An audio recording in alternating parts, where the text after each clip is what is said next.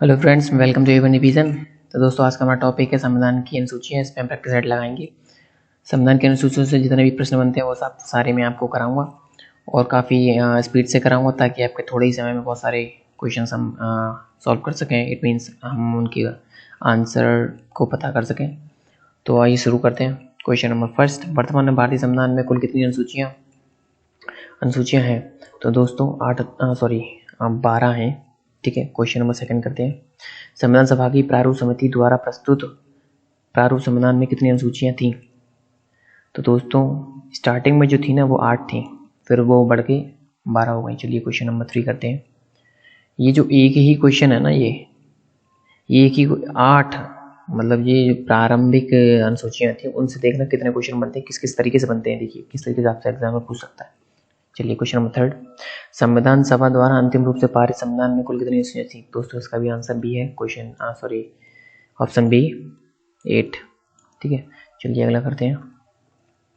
मूल संविधान में कितनी अनुसूचियां थी बोला है नहीं। ठीक है, तो ये हमारी 8 थी।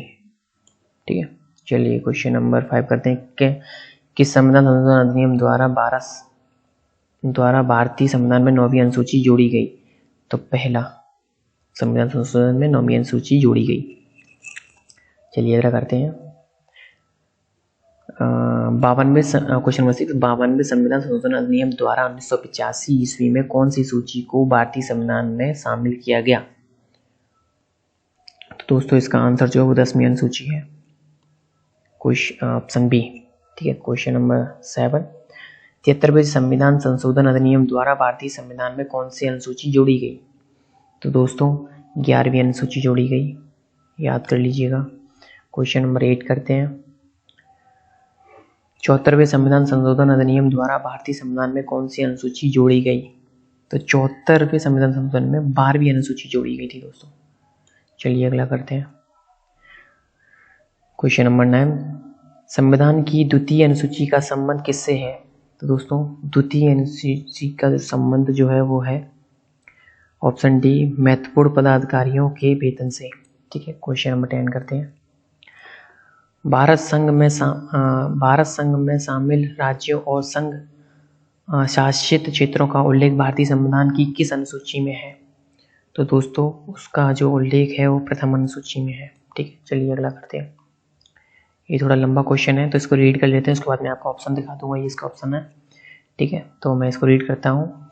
राष्ट्रपति, राज्यों के राज्यपालों, सर्वोच्च न्यायालय, उच्च न्यायालय के न्यायाधीश, संसद तथा राज्य विधानमंडलों के अधिकारियों, भारत के नियंत्रक महालेखक परीक्षक आदि के वेतन के संबंध में प्रावधान संविधान की किस अनुसूची में किया गया है? तो दोस्तों ऑप्शन देख लीजिए, इसका जो आंसर होगा वो है चतुर्थ अनुसूची में, ऑप्शन डी। ठीक है, चतुर्थ अनुसूची। ठीक है, चलिए अगला करते हैं। क्वेश्चन नंबर 12,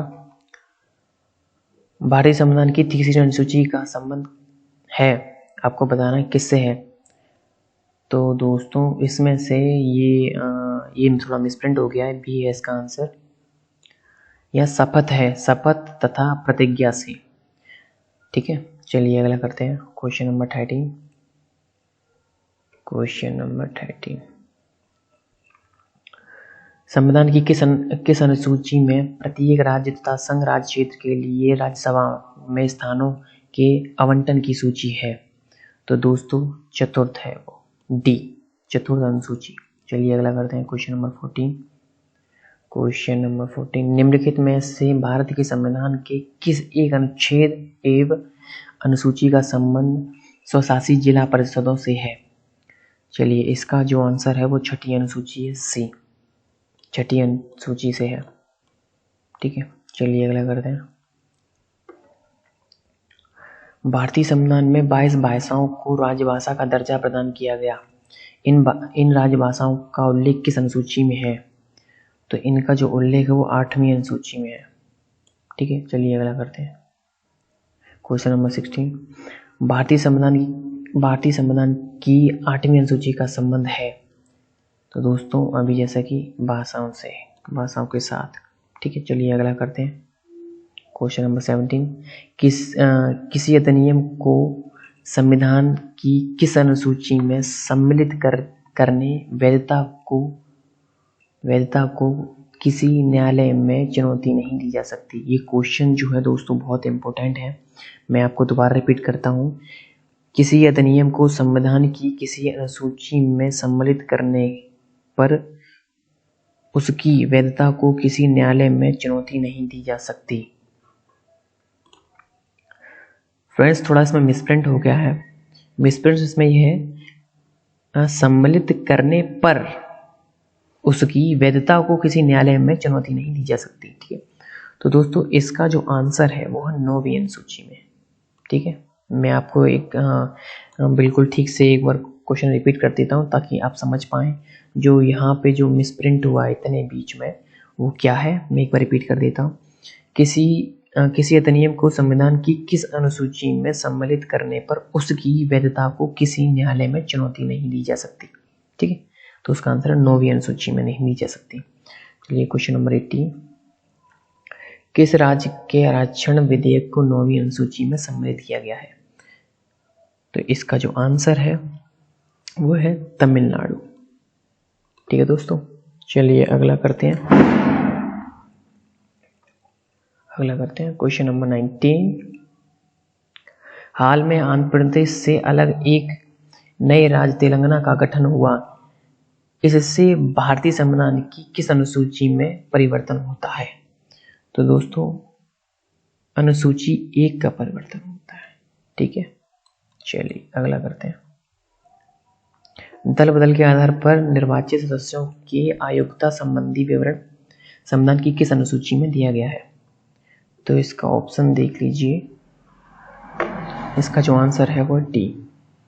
ठीक है, डी अनुसूची में दिया गया है, दल बदल के आधार पर निर्वाचित सदस्यों की आयोग्यता संबंधित विवरण। ठीक है, चलिए अगला करते हैं क्वेश्चन नंबर 21। देख रहे हैं दोस्तों कितना थोड़े ही समय में हम 21 क्वेश्चन पे आ गए। हाँ, क्वेश्चन नंबर 21 रीड करते हैं। संविधान की 6ठी अनुसूची इनमें से किस राज्य से लागू नहीं होती? राज्य में लागू नहीं होती है। ठीक है, तो इसमें जो आपका जो आंसर है वो होगा, इसका आंसर जो होगा बी, मेघालय। ओके, चलिए अगला करते हैं क्वेश्चन नंबर 22। भारतीय संविधान की 11वीं अनुसूची संबंधित है। सोचिए दोस्तों किससे संबंधित हो सकती है 11वीं अनुसूची? इसका आंसर है ऑप्शन ए, पंचायती राज से। ठीक है, चलिए अगला करते हैं। ये थोड़ा लेंदी है, इसको मैं जरा सेट करता हूँ। ओके, चलिए दोस्तों रीड करते हैं इसको। Question number 23। निम्नलिखित में से कौन सा एक कथन भारत के संविधान को 4थी अनुसूची का सही वर्णन करता है? जो 4थी अनुसूची है उसको वर्णन करता है। तो देख लीजिए दोस्तों, मैं भी तब तक रीड करता हूँ उसको कौन सा है। तो दोस्तों इसका जो आंसर होगा वो डी होगा। इसमें राज्यसभा के स्थानों के आवंटन से समर्पित उपबंध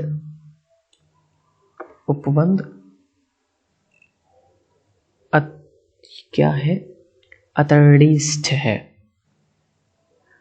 अंतर्निष्ठ।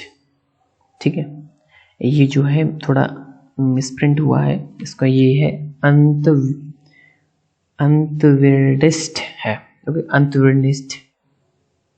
ठीक है, चलिए अगला करते हैं क्वेश्चन नंबर 24। भारतीय संविधान की निम्न दी गई अनुसूचियों में से कौन सी सूची राज्यों के नामों की सूची तथा राज्य क्षेत्रों का ब्यौरा देती है? तो दोस्तों इसका जो आंसर है वो है पहली। ठीक है, पहली सूची। ठीक है, अगला करते हैं। भारतीय संविधान में 9वीं अनुसूची परिवर्तित हुई। तो दोस्तों वो ही प्रथम संशोधन द्वारा, ऑप्शन ए। ठीक है, क्वेश्चन नंबर 26 करते हैं। Question number 26। यदि भारत संघ को एक नए राज्य का सृजन करना हो तो मंदीवान की निम्नलिखित अनुसूचियों में से किस एक को अवश्य संशोधन किया जाना चाहिए। दोस्तों इसमें थोड़ा मिसप्रिंट हुआ है, एक्चुअली इतना सारा टाइप करते हैं हिंदी में तो थोड़ा हो जाता है, सॉरी फॉर डैट। तो मैं आपको बता देता हूँ, मिसप्रिंट बस इतना है कि यहाँ संविधान लिखा है। ओके, तो मैं एक बार रिपीट कर देता हूँ क्वेश्चन में। यदि भारत संघ को एक नए राज्य का सृजन करना हो तो संविधान की निम्नलिखित सूचियों में से किस एक को अवश्य संशोधन किया जाना चाहिए? तो दोस्तों इसका जो आंसर होगा वह है पहली, ठीक है, पहली अनुसूची का संशोधन होना चाहिए। चलिए अगला करते हैं, क्वेश्चन नंबर 27। ये थोड़ा बड़ा है तो आप इसका क्वेश्चन रीड करेंगे, उसके बाद ऑप्शन और उसके बाद आंसर, ठीक है। चलिए हम रीड करते हैं क्वेश्चन नंबर 27। निम्नलिखित में से कौन सा कथन संविधान की चतुर्थ अनुसूची को सही वर्णित करता है? तो अब रीड कर लीजिए, मैं ऑप्शन थोड़ा ऊपर कर देता हूँ। क्वेश्चन एक बार फिर रिपीट कर देता हूँ मैं। निम्नलिखित में से कौन सा कथन संविधान के चतुर्थ अनुसूची को सही वर्णित करता है? तो उसका बी होगा, यह राज्यों के परिषद में सीटों का बंटवारा करता है, ठीक है। चलिए अगला करते हैं, क्वेश्चन नंबर 28। भारत के संविधान की किस अनुसूची में विभिन्न राज्यों में अनुसूचित क्षेत्रों के प्रशासन और नियंत्रण के लिए विशेष उपबंध हैं? जो विशेष उपबंध दिए गए हैं वो 5वें में दिए गए हैं, मतलब बी ऑप्शन, 5वीं अनुसूची। चलिए अगला करते हैं, निम्नलिखित क्वेश्चन नंबर 20। निम्नलिखित में से कौन नई जोड़ी गई अनुसूची नहीं है? ठीक है, जो नहीं है वो बतानी है। तो 8वीं अनुसूची, ठीक है।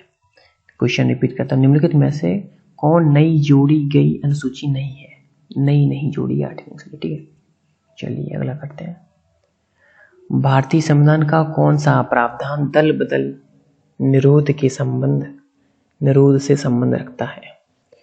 तो दोस्तों इसका जो आंसर है वो है 10वीं अनुसूची, ये है, ठीक है।